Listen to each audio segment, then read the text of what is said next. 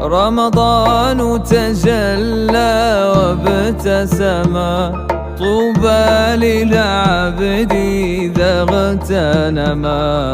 السلام عليكم ورحمة الله وبركاته. ازيكم عاملين ايه؟ رب تكونوا بخير.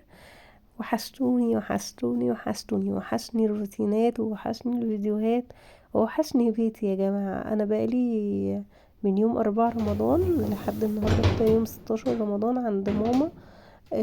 كنت رايحة على اساس ان هما يومين، فجأة لقيت بقينا 16 رمضان ازاي مش عارفة. فكنت يعني اول ما رجعت عملت فيديو كده بسيط، حبيت ان انا ارجع لكم بفيديو كده بسيط واشارككم كده روتيني بعد الفطار في اليوم ده.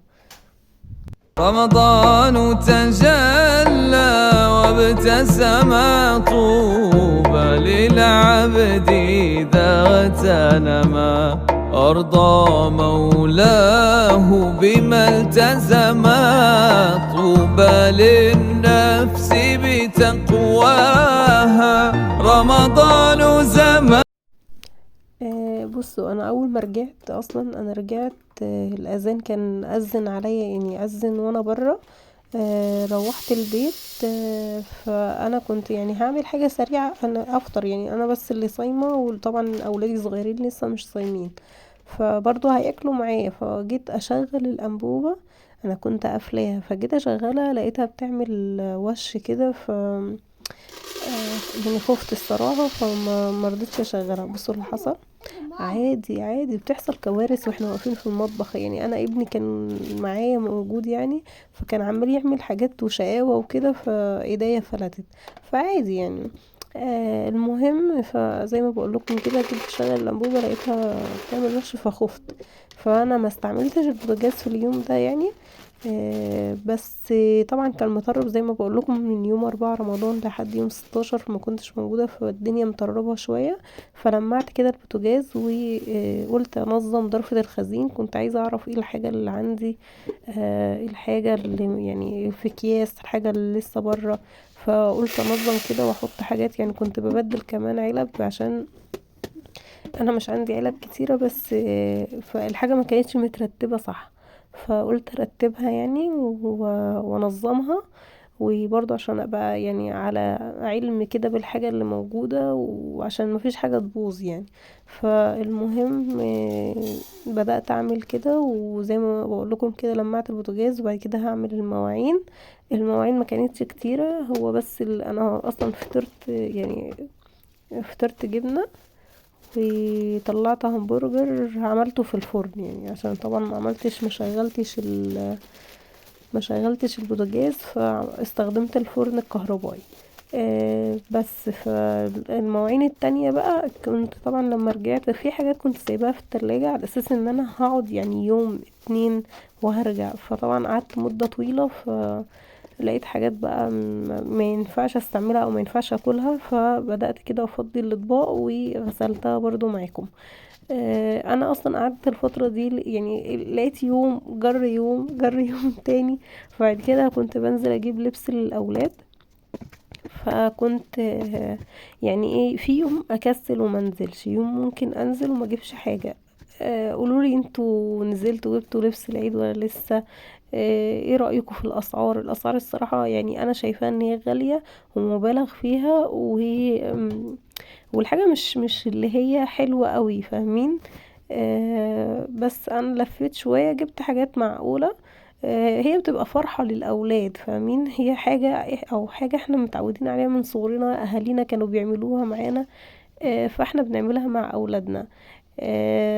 احنا في وقت زنقة، ووقت الدنيا غالية فيها، بس برضو حتى لو حاجة بسيطة تجيبوها لأولادكم، حاجة بسيطة يعني تجديد بسيط. أنا عايزة أقولكم إن أنا ما جبتش حاجة ليا، بس أنا كان الأهم عندي هم الأولاد الصراحة.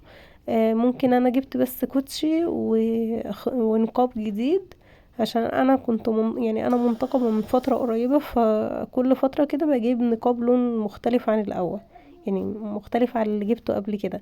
فجبت بس نقاب جديد وكوتشي. ولكن الاولاد طبعا جبت لهم كل واحد طقم وترنج. زي ما بقول لكم انا جايبه حاجات بسيطه وباسعار يعني كويسه، عشان انا لفيت كتير. يعني ممكن تنزلوا يا جماعه العتبه، في محل اسمه عالم الطفوله، انا مش عارفه العنوان بالظبط بس ممكن ابقى اصور لكم لو حابين. اللي لسه ما جابش حاجه بجد اسعاره كويسه، هتلاقوا مثلا طقم كامل ب200 220 فاهمين. انا جبت لابني طقم كامل بنطلون وتيشيرت وعليه جاكيت كده جينز، مش جنس الجنس يعني، هو كشكل جنس، ب220. بنتي جايبه لها برضو فستان ب230. فهو اسعاره كويسه في المعقول. فزي ما بقول لكم يعني اللي حابب يعني عايزني اقول له العنوان بالظبط هصور لكم الشنطه والعنوان اللي عليها. بس فابسطوا نفسكم بحاجات بسيطه. هي بس زي ما بقول لكم كده ايه، عادة أهالينا كانوا معوديننا عليها، إن العيد ولبس العيد والأطفال بتفرح بالحاجة دي. بس المهم دلوقتي إن كنت بغسل المواعين وكنت خلاص نظمت ضرفة الخزين، و كنت برضو لمعت البوتاجاز وبعمل كده المواعين معاكم. بس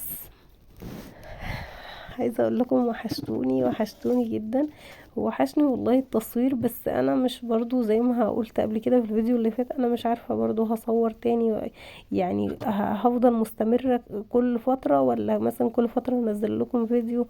بسبب ان انا برضو ما عنديش نت، لسه ما دخلتش النت في المكان اللي انا فيه. فممكن اتابعكم كده كل فتره بفيديو، يعني كل فتره متباعده.